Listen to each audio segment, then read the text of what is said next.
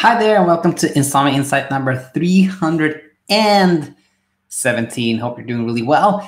We're going to talk about a potential shortcut today, a really kind of fast way to get towards we're sleeping well. I'm really, I've been excited about this episode for a while because I always talk about patience. There are no quick fixes, and there really aren't. But in this episode, I'm going to talk about a potential quick way to get towards a place where you're sleeping better that I call the fearless method. What we're going to talk about today is a little bit about the background. We're going to talk about how this fearless method works. We're going to talk about how you do it if you're interested in it, and then whether you do it or not, we're going to talk about some teaching points from the fearless method. And before we start talking about it, I have an announcement. Many of you know that I've been working on an app for about 3 years or 2.5 years. It is my intent to make this, really make a dent in the sleep universe. And I'm excited to share with you that it's finally on both app stores. Here it is. It is called BedTyme with a Y, and it's both on the both for Apple and Android now. If you want to have direct access to me, if you want to have me in your pocket, just send me messages. And the really nice curriculum, then check it out. I hope you'll find it really helpful if you decide to check it out. All right. That said, let's jump into the fearless method. And first of all, a little bit of background. So as my best ideas, they come from, people like yourself, somebody that is willing to share their story and their insights, etc. And this all started really with two messages, and we'll take them kind of in reverse order. The first one was from Juro, and this came in May 5th of this year. Let's read it. I think I managed to identify the tiny things I did that were the signs of me trying to sleep well. For example, I tend to go brush my teeth a couple of hours before bed, before I was sleepy, because I didn't want to make myself wake up with splashing water on my face. Once I realized that, I decided to brush them only before going to bed, not caring whether it will make me, wake up or not. Or blue light. I tend to turn off the brighter light in my living room and switch to really warm, almost dark orange lighting. So I kept the good brighter lights on because for me it was better to read. I didn't care how it would influence my sleep drive. But I realized for a long time I was sacrificing the quality of reading to sleep better. In other words, Juro had identified here what's called sleep efforts, things we do to make ourselves sleep. They always backfire because sleep is a passive process. Sleep only happens when we're not trying to sleep, wanting to sleep, pursuing sleep, etc. So anything you do with that intent and purpose of trying to make yourself sleep is a sleep effort. And Juro here had identified these kind of sneaky ones, things that you don't necessarily identify. And that was a real insight for me, like how you can have these sneaky ones. And then there was a message that actually came in earlier. That was March 31st from Alina. And it said this: I spot these thoughts and do the opposite to what they're suggesting. Number one, I took a vitamin pill yesterday and I slept well. Well, then I don't take it today. I feel like this side of the bed gives me better sleep. Well, then I sleep on the opposite side today. I'm avoiding to look at the clock. Then I look at it.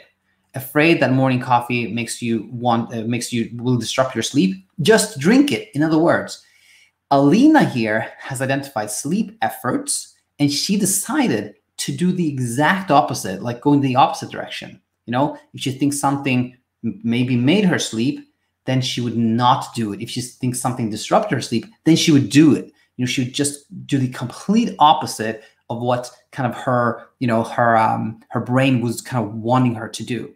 So this is the background of the fearless method that I will talk more about in a second. But just before we do that, let's take a step back and talk real big picture here.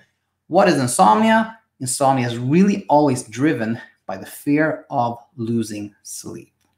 Now imagine this. Imagine that you just get a new job as a lion tamer. You kind of want to become a lion tamer, but the only problem is that you're really afraid of lions, right? So how can you get yourself to become less afraid of lions, right? The sensible thing to do would be to start educating yourself about these surplus lions talking to other lion tamers, like little by little, approaching them, one step at a time, getting more comfortable with it. And soon enough, you'd be comfortable being a lion tamer. But the fastest way, let's say you actually convinced that these lions are not actually dangerous. So how could you get to a point where you don't fear them? The fastest, well, that would be to just jump in with the lions, put on some like meat on your body, and just go and kind of provoke them, poke them, and make fun of them and stuff like that.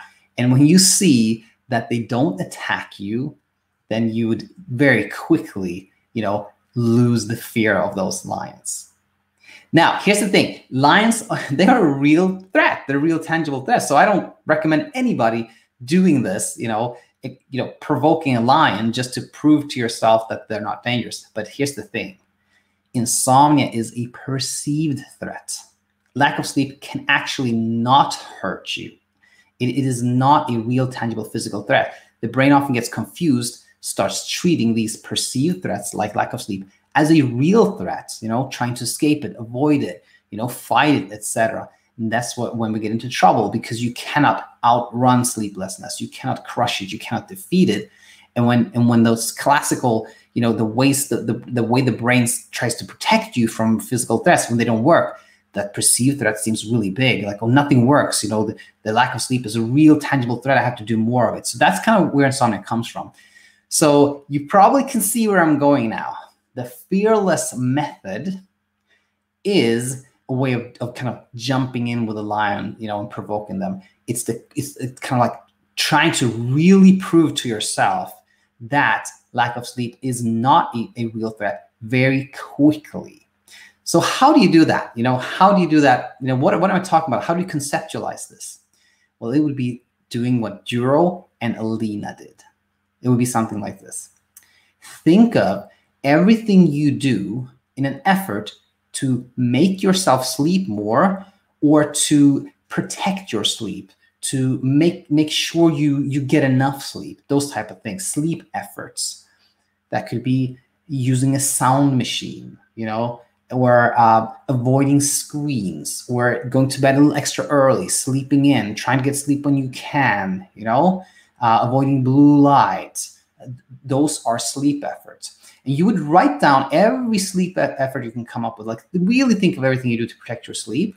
That's step one. And then step two is do the complete opposite of that. If you tend to go to bed early to get more sleep, go to bed later. If you tend to avoid drinking coffee, drink a lot of coffee.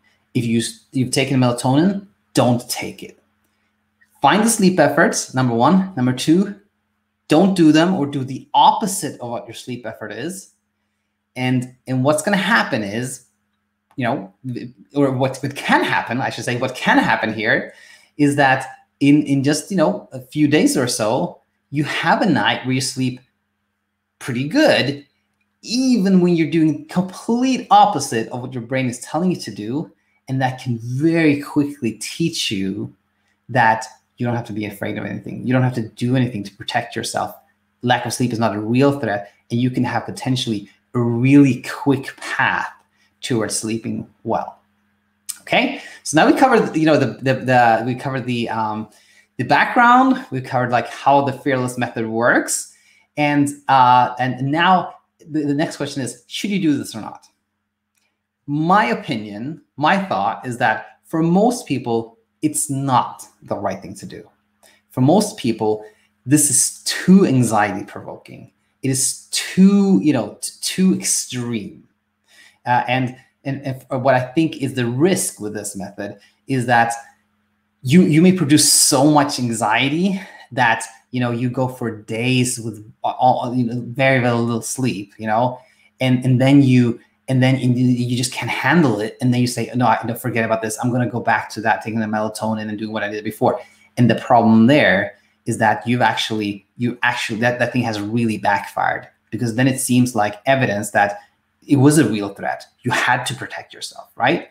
But if you are really brave and you feel that, I really want to do something radical, and you have the confidence that you can do it, the fearless method may very well be great for you. And then finally, what are some teaching points there that applies to everyone? Well, it's simply that sleep is a perceived threat, and you have to do things to become more comfortable with the idea of losing sleep. You have to do things to prove to yourself that it is a perceived threat. Education, spending a little bit less time in bed, avoiding sleep efforts, but you don't have to do it the radical, fearless way, but you have to do it in some shape or form. I hope this was really helpful to you. I really enjoyed doing this episode because, again, it kind of goes against a lot of what I'm saying, but I think there's a lot of insight here. I want to thank Juro and Alina for sharing their insights. If you have a question, please leave a comment or write an email to questions@thesleepcoachschool.com. And I look forward to having you here real soon. Until then, take it easy.